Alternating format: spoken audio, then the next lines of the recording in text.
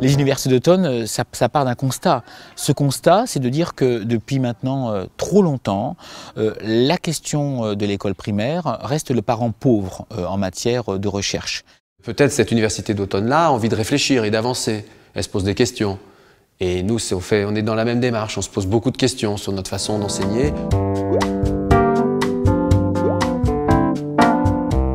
C'est un des rares lieux de formation continue.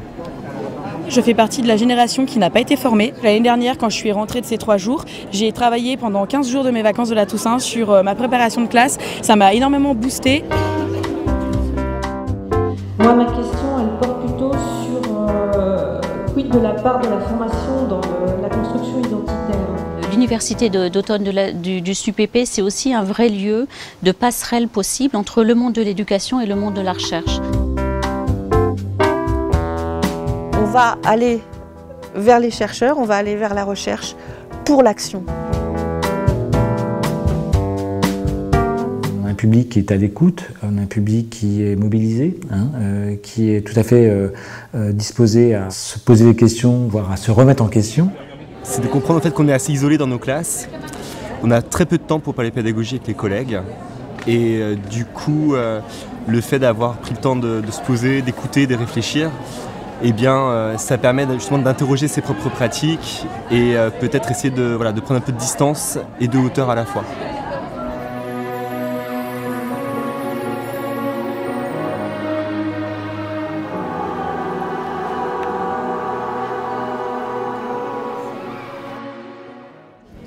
Je suis venu pour voir comment le syndicat faisait le lien entre la recherche et les questions de métier. Le SNUPP, c'est avant tout en fait un syndicalisme à la fois contestataire et à la fois en fait fait de propositions nouvelles. C'est ce qui fait sa force. On a réussi, par exemple, dans le temps, à imposer le fait que l'école maternelle devait être revivifiée, qu'elle devait garder ses formes scolaires pour s'adapter à des besoins spécifiques d'enfants âgés de 2 à 5 ans. On a inventé l'idée, en fait, du plus de maîtres que de classe, qui doit permettre d'aider les enseignants à travailler autrement, notamment dans les quartiers, en fait, en difficulté scolaire et sociale.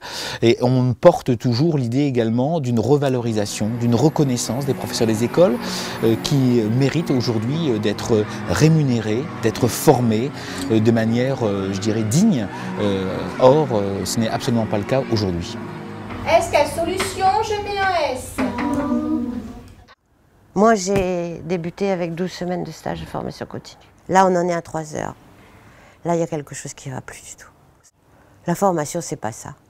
La formation, c'est avancer avec des gens qui donnent des contenus, des collègues avec qui on peut parler, retravailler tout ça dans sa tête. Il faut véritablement armer, outiller, revaloriser, aider les enseignants. En fait, enseigner, ça devrait être transmettre de l'enthousiasme, transmettre de l'esprit critique et de l'enthousiasme.